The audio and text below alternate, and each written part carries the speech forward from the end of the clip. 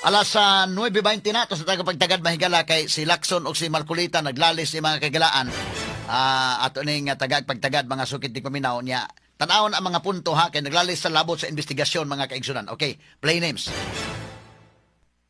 Lacson itong unang Sinabi paminaw. po ni Senator Marcoleta na bakit hindi inimbitahan si Undersecretary Bersamin.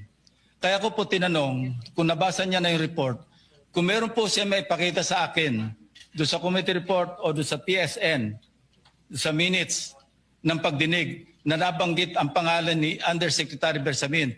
Bukas na bukas din po o bigyan natin 3-day notice rule.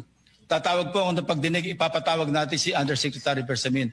Ang binabanggit niya po yung aking interpellation sa DBCC na kung saan si Undersecretary Bernardo gumawa ng personal na sulat kay Pangulong Bongbong Marcos.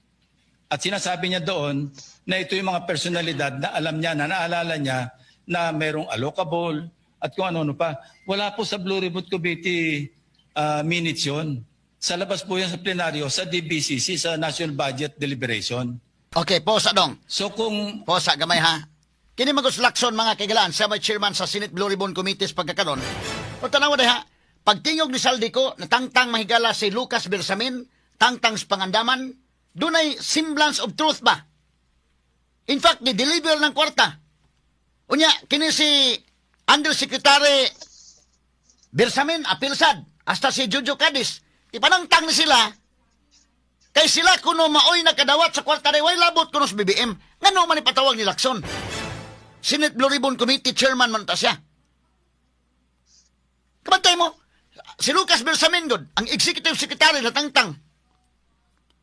Unya, gi-announce ni Claire Castro nga, ni-resign si Bersamin. Si Bersamin sa time ingon, wa taon ko mo resign. Mao ni ang kaguliyang within Malacanang, naana diha sa doorstep sa Malacanang ang korupsyon. Ngano wa man ipatawag ni Lacson? Muna na kong question. Nga karon mo palusot sa Lacson niya, wa man kuno sa minutes, mo ni mauna. Straight to the point. Atong balikan ha, kay ang isyu ba mga kagilaan ba?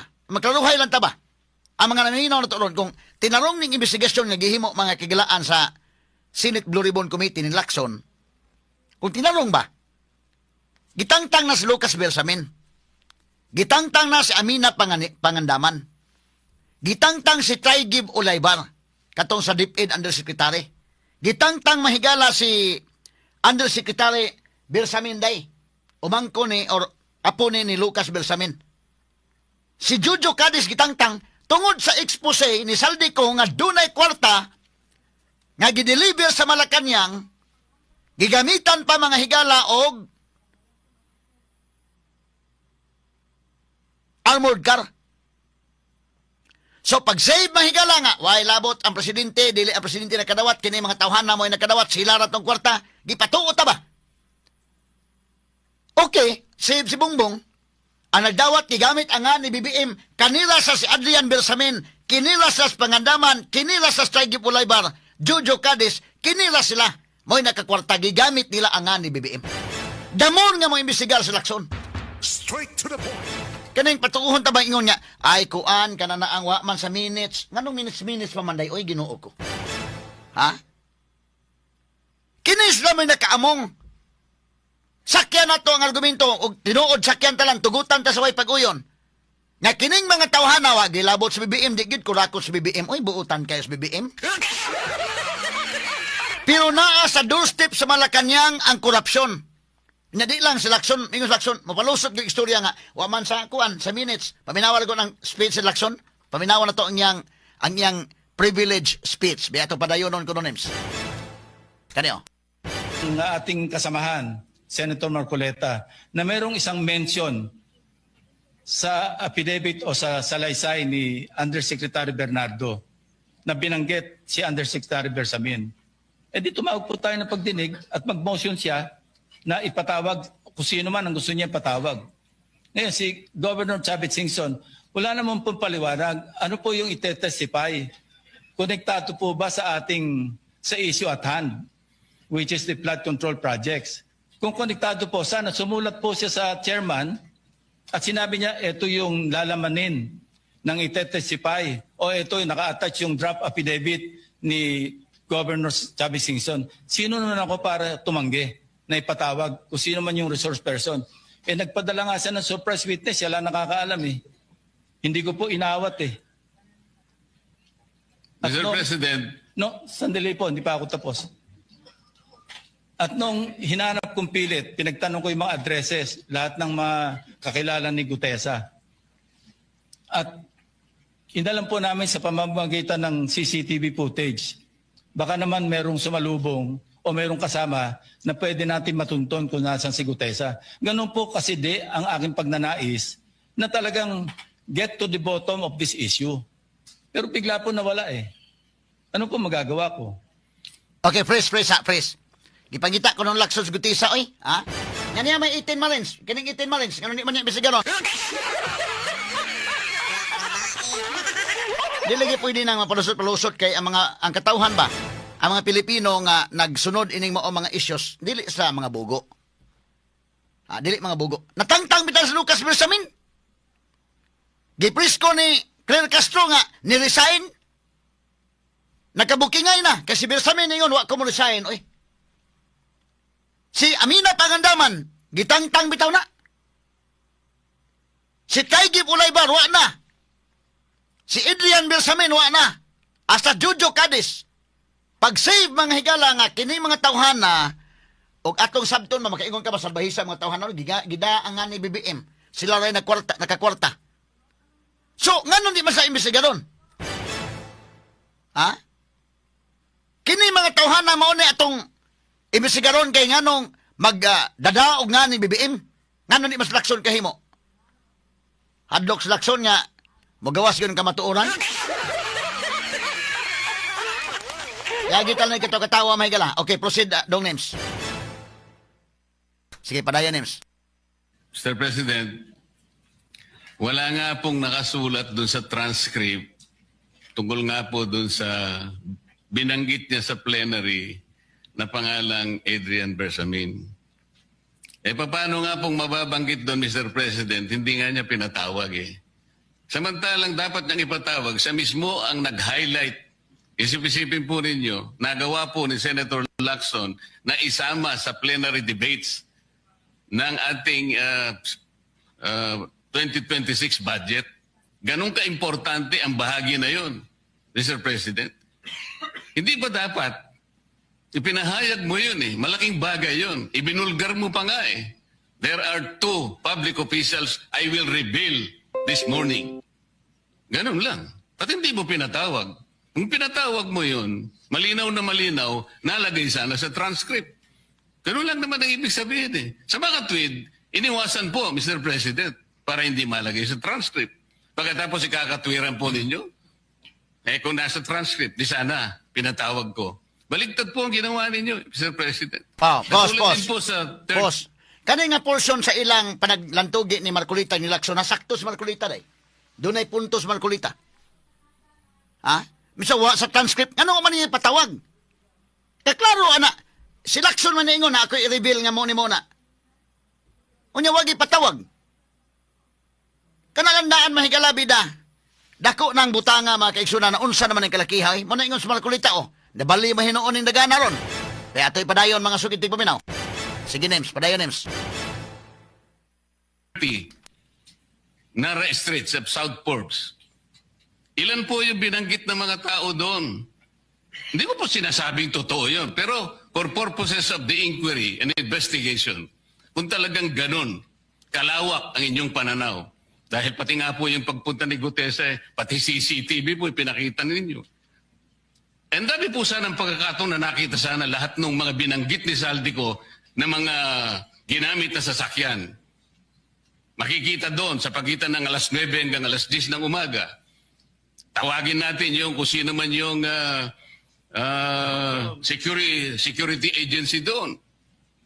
Pero hindi po ninyo ginawa eh. Pero sasabihin po natin, you wanted to emphasize one point. Kung nasaan ang ebidensya, ay talagang pupuntahan natin. Kayo po ang inconsistent eh.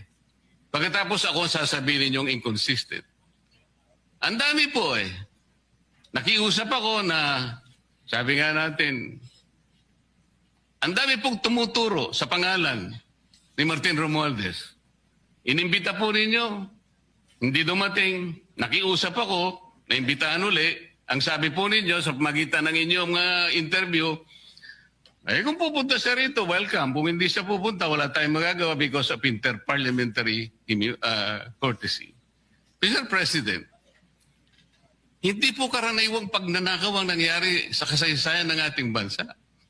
Hindi po ba ninyo naiisip, mismong kabang bayan ang tumagilid pagkatapos magtatago kayo sa prinsipyo o doktrina ng inter-parliamentary courtesy? Kung ako po ang chairman ng Blue Ribbon Committee, Mr. Chair, Mr. President, hindi ko po igagalang inter-parliamentary immunity sapagkat ang pinag-uusapan dito ay interes ng mamamayan. Huwag po tayong magtago kung saan-saan. Sinabi po ninyo, Mr. President, Senator Lacson, yung Apostille Convention. Hindi ba pinahayag po ninyo sa isang pag-i-interview ninyo na kung si Saldico lamang ay makakuha ng isang subscribe statement, kahit sa Zoom lang, ipatatawag namin siya. Bakit hindi po ganun ang ginawa ninyo? Pwede naman siyang mag-Zoom pagkatapos na magkaroon ng apostilled sworn statement. Bakit hindi po ninyo ginawa? Meron naman pong Zoom eh. Natatakot yung tao. Nanganganib ang kanyang buhay. At palagay ko naman, nanganganib nga talaga. Iintay pa po ninyo na humarap sa inyo? Pwede naman ang Zoom eh. Kung talagang gusto nyong tuntunin ang lahat ng mga ebidensya na dapat nating puntahan. Okay, pause ha. O kani punto Marcolita may kala. Si Lacson may naingon pag pinamilo nga, okay lang, basta kay na ay subscribe statement si Saldico, bisag Zoom, okay. Nga ano, nausab man. Nausab man mahigalang pamahayag ni Lacson. Kanalandaan mga higalang sa Lucas Bersamin, kana sa mahigalang naa taga Malacañang, na ay mga kurakot sa Malacañang. O dipinsahan ni mo, Presidente, way labot, ang Presidente, okay, sige, atong sakyan. Wag labot si BBM, kaluoy day taong BBM. Naamong si BBM ining iya mga kadagkuan sa Malacañang. Damon nga mo imbestigar si Lacson. Kay nga nung gigamit ang nga ni BBM. Pero di ako nakaingon na dugay panahon believe ko in Lacson, pero karon medyo na naunsa mahitabo at taon nagtuo mo kugod nga di prinsipyo. Consistent pa sa mga baruganan kadto, pero karon medyo nalikoy gyud. Di lang ako'y nakabantay, hapitanan siguro nakabantay. Tiya mo na mga higala. Kanala na, kanala sa Bersamin, kanala sa Pangandaman. Wa naman na sila. Gipanangtang na sila. Kay maunay na kamong. Gipalutaw ka ni Adto mga higala. Katong nag-init na ginang isyo, gipalutaw. Nga gidari gitaw na nga ni BBM. Ginimjap na gitaw ni BBM. Pero nakakwarta ka na sa Saigib Ulaybar, Jojo Cadiz. Kana sila mga higala ni Amina Pangandaman, sila'y nakakwarta taon. Gigamit taon ang nga ni BBM. Yang ano ni man ipatawag ni Lacson. Hasta to Saldico, nga ingon niya, sige, kung kuan mo, pwede ta mo Zoom. Pero, sa may naitabo. Yato pa na yun nun sa Marcolita, may galas mga punto. Proceed, Dems. Ito po yung pinupunto ng aking privilege speech kahapon. Hindi ko nga po alam na kapag ako po ang magdi-deliver ng privilege speech, Mr. President, palagi po kayong nawawala. Kasi nga, nasa bandang huli na po ako eh. Pero kung talagang gusto nyo lamang, alam nyo naman nasa agenda po natin kung sino po ang tatayo para mag-deliver ng privilege speech. Ayoko pong isipin na sinasadya ninyo. Ngunit narinig naman po ninyo eh.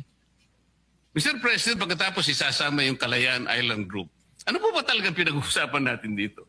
Yung kapakanan ng bayan, pinipilit po nyong pinagtatanggol ko ang China.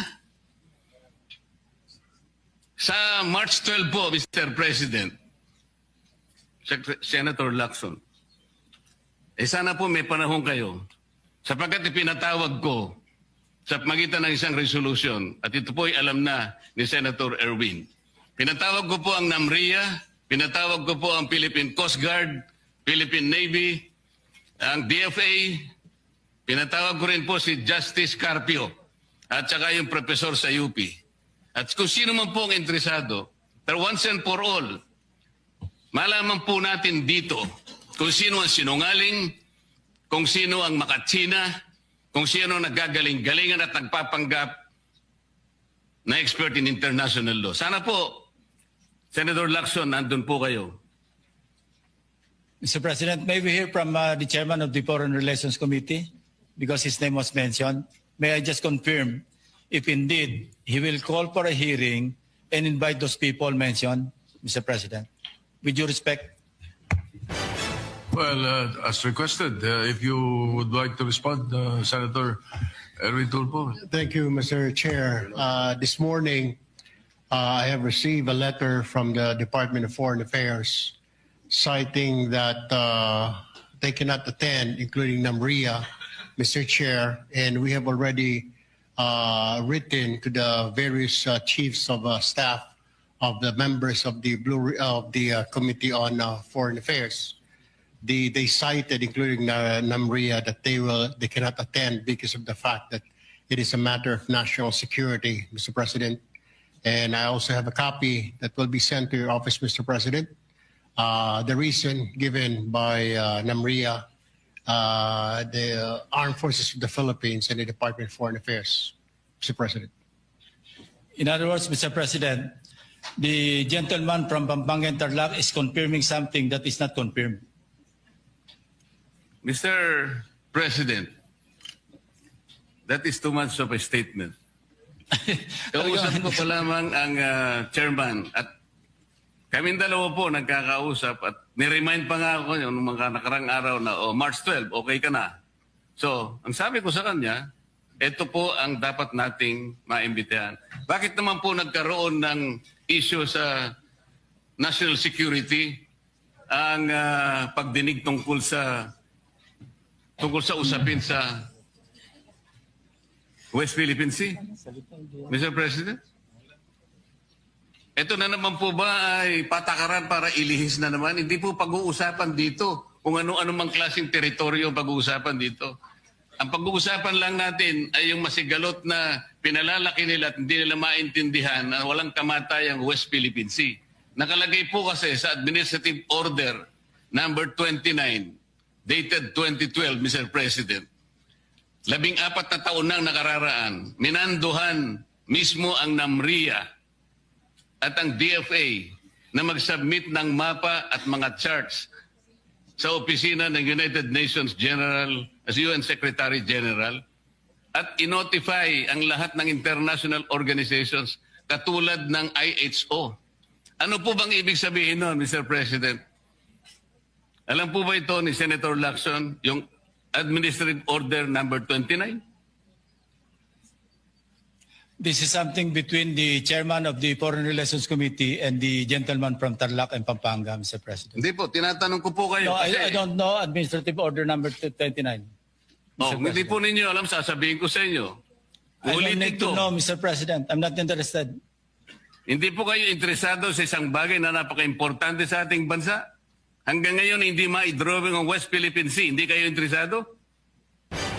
Hindi Okay. po ko rin interesado sa sinasabi Sige, ninyo. sige, okay. Pause. Mari, Yan lang, kanila interesado sa Lacson. Ato na yung agi katawa mga sukit di paminaw, ha? Pero mo ang punto mahigala, doon ay puntos Lacson, doon ay puntos Marcolita, pero ang ato ba, ang puntos katawhan ba nga naminaw? Ha? Simple kayo na. Nganong wa man ipatawag sa Senate Blue Ribbon Committee, kining mga taga-Malacanang, nga naa na ang allegation ni Saldico, o nga gitangtang sila, kay sila may nakaamong ani, ilang gidawat mahigalang limpak-limpak na kwarta, gisakay mahigala og armored car, ang nagdawat mahigala kinisa si Jojo Cadiz, Traigib Ulaybar, o way labot ang presidente ani, ano di man mamisigas Lacson? Okay, ato i-exempted si BBM. Kay, matod pa mahigala, kini ginakaamong. Ipatuo man tadi, kini nakaamong. Kini sa sikwa, no? Kini Traigib Ulaybar, sila ginakaamong ani, sila ginakakwarta. Kwarta man na sa mga tao. Okay, ayaw i-appeal si BBM, okay. Tugutan ta lang, at least bahala na lang kung di na ma-appeal si BBM kayo, wag maki-appeal. Ang nagdaan ini mga higala, kini mag-asasi, Adrian Bersamin, Traigib Ulaybar, Jojo Cadiz, Amina Pangandaman. Kanaan lang sila. Basta na pa'y mauli ba? Bisa ginagmay lang nga mauli. Ay lang i-appeal si BBM. Ha? Ngano man sa mapatawag hangtod karon? Ngano man ni mapatawag si Amina Pangandaman? Ngano man? Kinis Traigib Ulaybar, ngano man ni mapatawag hangtod doon? Muna nakaingon ta mahigala ba nga? Kinis Lacson sa una, nagtuo ko mahigala nga sakto gyud prinsipyo ni. In fact, bisa ganit karon pas. Pero medyo nilikoy lang. Kana plaka-plangka na pagka-istorya ha. Medyo milikoy mga sukit di paminaw kay hantod ron wa ko kadungog nga napatawag ni kini makamoy nakaamong. Kini sa Traigip Ulaybar, mga wa makay mga uwaw ni mga tawhana, Undersecretary Traigip Ulaybar. Sila mo'y nangwarta, gigamit nila ang ni BBM. Kana kung tinuod gigamit, o di gid kong BBM to. Gihimo sang sacrificial lamb mga higala, kamula iti duot ha. Basta maluwas sa si BBM. Kada ha, ang mga tao ba, di ba ya, ang katawhan pili, ang kadaot ko ni mga tawhan na kung imong i-underestimate ang understanding sa mga tao. Di man mo ma-underestimate na, nagtuo mo di maka-analyze ang mga tao, anak. Di kato mga dumadapig ni BBM. Kato mga dumadapig ni BBM, ingon di mo nga, gigamit ang si BBM. O imo nga gigamit sa pagpangwarta, ikaw may numero 1 mo kisi-kisi. Ha? Ikaw may numero 1 mo kisi-kisi. Laliman ka na mahigalag, gigamit imo nga. O gigamit ni Ining Traigip Ulaybar, nila ni Amina Pangandaman, nila ni Bersamin. Ang nga ni BBM, si BBM may unang mo kisi-kisi. Kanya nga nung karong wakman. Kanya slakson mahigala, wakman lang mo, wakman lang ipa-imbestigar. Kanya mo palusot pag-istorya, nga wa sa minutes, mo ni mauna. Ang mga tao dili bugo eh.